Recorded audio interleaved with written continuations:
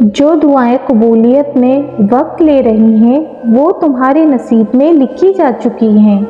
آج نہیں تو کل تمہیں تمہاری مانگی ہوئی دعائیں نواز دی جائیں گی۔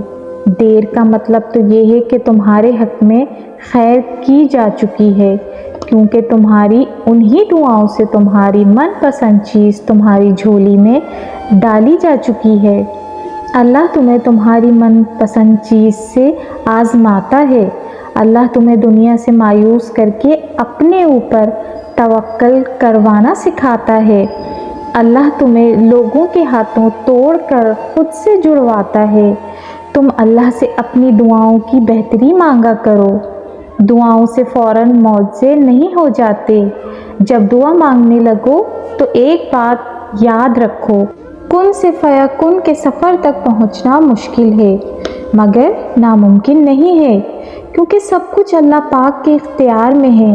وہ چاہے تو تقدیریں بدل دے، وہ چاہے تو ابھی اسی وقت تمہیں نواز دے۔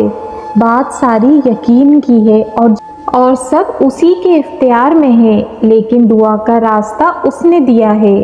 ہم نے دعا کرتے رہنا ہے، چاہے حالات جیسے بھی ہوں، کتنی رکاوٹ آ جائے، ہم نے دعا کا دامن نہیں چھوڑنا، کیونکہ کن سے فیکون ہونے میں دیر نہیں لگتی۔ جب بھی ہمارے الفاظ ختم ہو جائیں اور آنسو اللہ کو ہمارا حال دل بیان کرنے لگیں تو یہی صبر کی آخری حد ہوتی ہے۔ سب کچھ ناممکن لگتا ہے، دل پھر بھی کہتا ہے کہ تھوڑا اور صبر کر لو، کیونکہ اللہ تعالیٰ کبھی بھی اپنے بندے کو اس کی استطاعت سے زیادہ نہیں آزماتا۔ ایک تو اللہ تمہیں مانگتا دیکھ کر خوش ہو رہا ہوتا ہے اور دوسرا وہ تمہیں بہترین وقت پر دینا چاہتا ہے۔ بس وہ چاہتا ہے کہ یقین رکھو اللہ پر، کیونکہ تمہارا صبر اور یقین تمہیں کن کی منزل تک لے جاتا ہے۔ جب بھی دعا کرو تو پورے یقین کے ساتھ، یہ سوچ کر کہ میرا اللہ مجھے لازمی دے گا۔